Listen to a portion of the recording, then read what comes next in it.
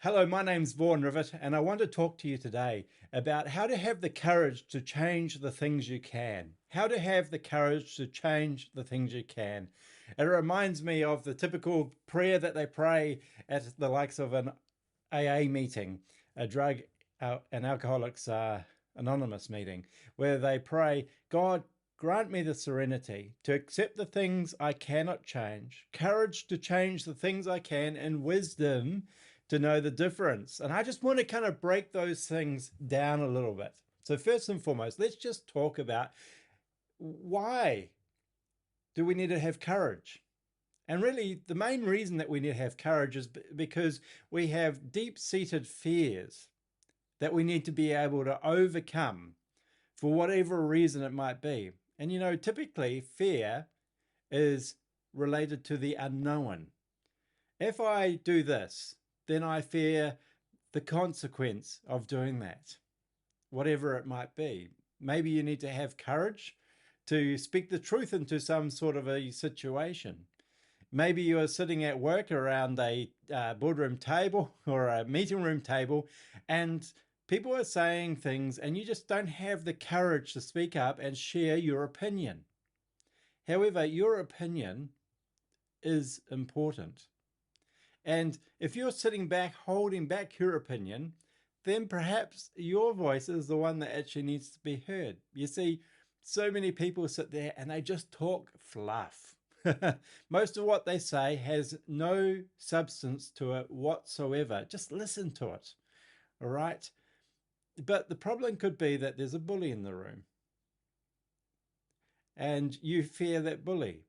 You fear that person. Maybe it's because of the kind of respect that you have for your boss or those people that you report to. You don't want to offend them or whatever the case might be. But the key thing is we need to understand what things we need to change. And I just go back to that prayer, and that first part of that prayer was, God, grant me the serenity to accept the things I cannot change. And we need to ask that first and foremost.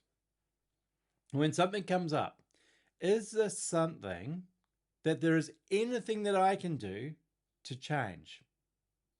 Is there anything I can do that might change the situation or potentially change an outcome?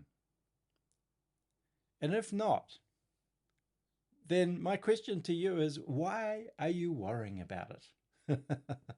Why are you worrying about it? If you can't change it, then perhaps it's just best to leave it alone altogether and to find ways in which you could perhaps just work around a problem or an issue.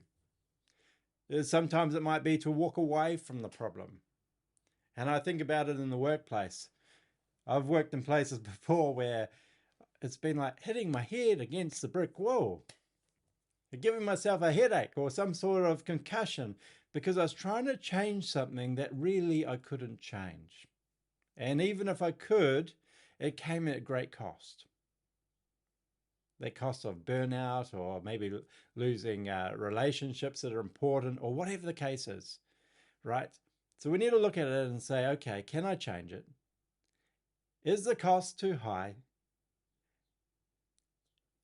The outcome that I want, am I likely to see it? And if not, then we just need to relax and be prepared to just kind of withdraw from that situation and let it be. It could be that the timing is not right and that perhaps there's a better time and a different approach. Maybe the people aren't right, and maybe with the right people there in the situation, maybe things could change. So it could be timing, it could be a people thing.